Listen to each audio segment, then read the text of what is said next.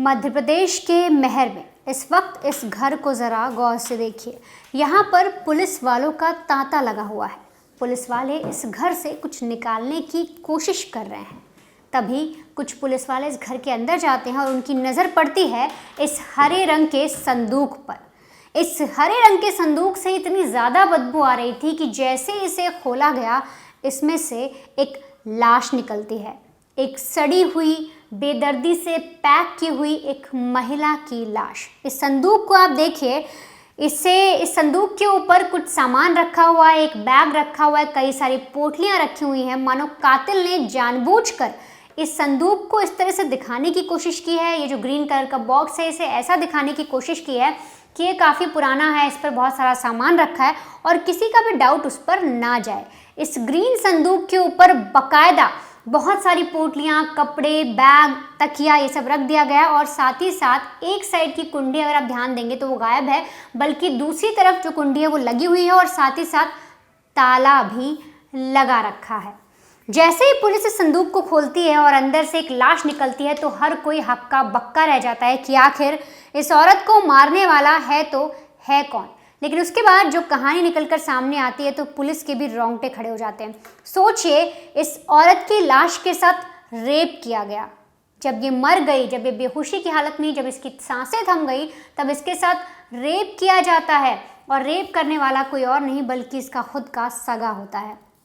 दरअसल ये जो पूरा मामला है, जैसे मैंने आपको बताया कि मध्य प्रदेश के महर से है और यहाँ पर 31 अगस्त को एक शख्स हैं जो पुलिस स्टेशन पहुँचते और बताते हैं, उनका नाम सुरेश है। वो बताते हैं कि सर, मेरी बहन है, करीब 40 उनकी उम्र होगी और जो उनका नाम अनीता चौधरी है और वो काफ़ी लंबे समय से गायब हैं और पता नहीं चल रहा कि वो कहाँ पर चली गई हैं।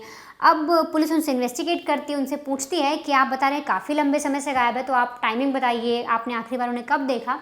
तो बताते हैं कि सर 2 दिन हो गए, मेरी उनसे बात नहीं हुई, तो मुझे लग रहा है शायद वो 2 दिन से ही गायब है, क्योंकि अक्सर होता ऐसा था, हम आस पड़ोस में रहते हैं, मेरी एक और सिस्टर है वो भी वहीं पर रहती है, तो हम लोगों की बात हो जाया करती थी, आसपास कभी एक दूसरे घर चले जाते थे और तो और कॉल पर कनेक्टेड रहते थे।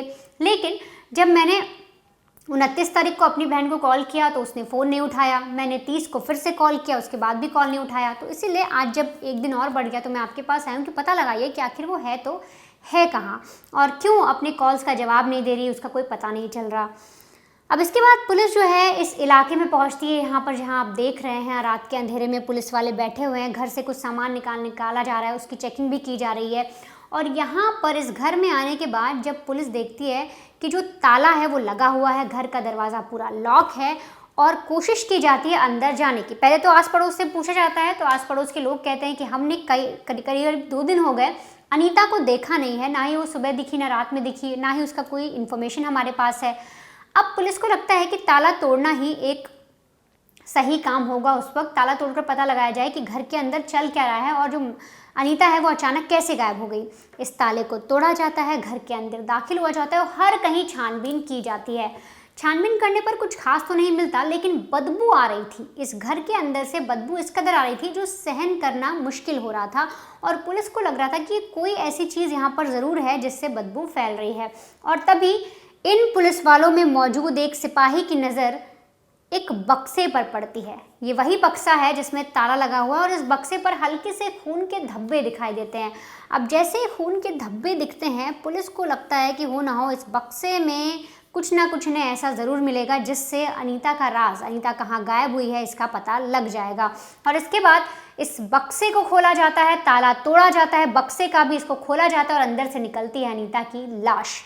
अब पुलिस जिस महिला को अब तक गुमशुदगी का केस बनाकर ढूंढ रही थी, ये ढूंढ रही थी कि वो लापता हो गई है, गायब हो गई है, अब वो केस मर्डर केस बन चुका था।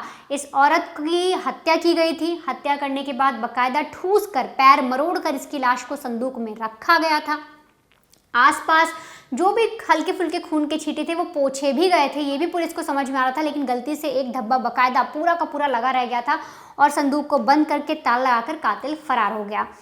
पुलिस को इन्वेस्टिगेशन करना था, ग्रामीण इलाका था, सीसीटीवी वहां पर मौजूद नहीं थे, तो ऐसे में आस पड़ोसियों से पूछताछ की गई, ये पता लगाने की कोशिश की गई कि महिला किससे मिलती थी, इसकी किसी के साथ दोस्ती थी, कोई इसका ऐसा जानकार जो अक्सर घर पर आता था। कई सारी चीज़ों के बारे में पता लगाने की कोशिश की गई। सबसे पहले परिवार के लोगों से पूछा गया। ऐसे में एक भतीजा भी सामने आया। जो भतीजा था वो इनकी जो जिनकी मौत हुई है अनीता, उनकी बहन का बेटा था, वो इन्हें मौसी बोलता था।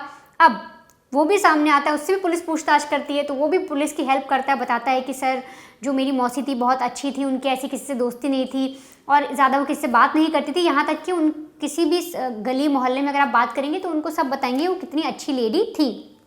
अब यहाँ तक परिवार के लोग भी मदद कर रहे हैं, तो पुलिस जो है इन्वेस्टिगेट करना शुरू करती है पड़ोसियों से। एक एक करके हर एक पड़ोसी से पूछा जाता है, कोई भी कुछ खास जानकारी नहीं देता। लेकिन ऐसे में एक पड़ोसी सामने आता है और कहता है कि सर ये जो भतीजा है जो अपनी मौसी की मौत के बाद आपकी मदद भी कर रहा है इन्वेस्टिगेशन में, मुझे इतना याद है कि 28 तारीख को रात को मैंने इसे इस घर में यानी अनीता के घर में आते हुए देखा था।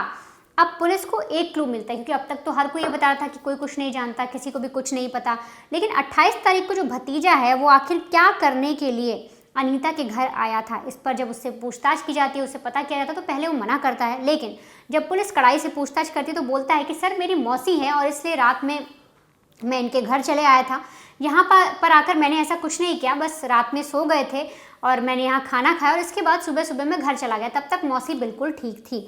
लेकिन जब बाकी चीज़ें निकाली जाती है, पीएम रिपोर्ट वगैरह आती है, तो मौत का समय रात को ही आता है। भतीजे ने बोला था झूठ कि सुबह तक वो ठीक थी। इस पर जो है पूरा केस जो है पूरी तरह से घूम जाता है। अब शक के दायरे में सिर्फ और सिर्फ भतीजा था। इस भतीजे को पुलिस उठाती है, इससे तफ्तीश करती है, कड़ाई से पूछताछ करती है और तब जाकर ये खौफनाक कहानी बताता है। ये बताता है कि मैंने अपनी मौसी का रेप किया है और फिर उनकी हत्या कर दी। ये पुलिस को बताता है कि मैं चोरी करने के इरादे से इस घर में आया था। उसने बताया कि रात को मुझे कुछ पैसों की ज़रूरत थी और इसलिए मैं अपनी मौसी के घर आया, क्योंकि मुझे पता है इनकी अलमारी में सोने चांदी के गहने रखे हैं, कैश भी रखा हुआ है। और इसी सिलसिले में मैं इनके घर में दाखिल हुआ और जैसे मैंने देखा कि मौसी सो रही हैं तो मैंने एक प्लान बनाया और प्लान के मुताबिक एक लोहे की रॉड से उनके सिर पर ज़ोरदार वार किया। अब लोहे की रॉड से जब सिर पर वार किया गया तो हल्का फुल्का जो खून था वो माथे से बहने लगा, कुछ नाक के हिस्से से बहने लगा। तो इस भतीजे ने उस खून को पोंछने की कोशिश की और इसके बाद इसी दरिंदे ने, इस भतीजे ने अपनी मौसी के साथ रेप किया। जब वो बेहोशी की हालत में थी, उसकी सांसें थम गई थी, आप यूँ समझिए एक लाश बन गई थी वो, उसके साथ इस भतीजे ने रेप किया। ये पुलिस को बताता है और फिर इसे समझ में आ जाता है कि शायद मौसी जो है वो कभी उठ नहीं पाएंगी, लेकिन फिर भी ये अपनी मौसी का गला दबाता है। ये जो हत्यारा है ये इतने पर नहीं रुकता, सबसे पहले लोहे की रॉड मारता है, फिर रेप करता है और इसके बाद अपनी मौसी का गला दबाता है। गला दबाने के बाद ये सारे सबूत वहाँ से मिटाता है। जो बेडशीट थी, जो वहाँ पर जो भी बिछी हुई थी, उन सबको साफ़ करता है, कहीं पर भी खून के छींटे थे उसे साफ़ करता है।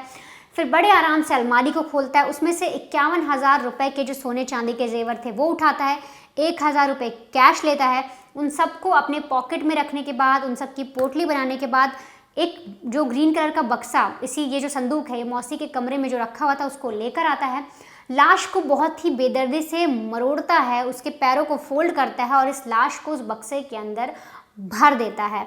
यहाँ तक कि ये जब लाश को भरता है तो वहाँ पर जब अगर कुछ हल्का फुल्का खून गिरा, कोई भी छींटे लगी तो उनको भी साफ़ करता है, लेकिन कुछ छींटे जो थी वो रह जाती हैं जिसे वो साफ़ नहीं कर पाता और उसी के ज़रिए वो पकड़ा भी जाता है। दरअसल लाश को भरने के बाद ये ताला लेकर आता है, चाबी लेकर आता है और एक साइड की तो कुंडी टूटी हुई थी, दूसरी साइड जो थी उसको बंद कर ताला लगाता है और फिर एक कोने में ले जाकर, यानी पूरी बात जो मैं आपको बता रही हूँ 28 तारीख की रात को है, एक कोने में ले जाकर उस बक्से को रख देता है और अब ये प्लानिंग करता है कि किस तरह से चीज़ों को छुपाया जाए। तो इसे लगता है कि कल को अगर कोई भी घर में आएगा तो उसकी नज़र इस बक्से पर पड़ सकती है।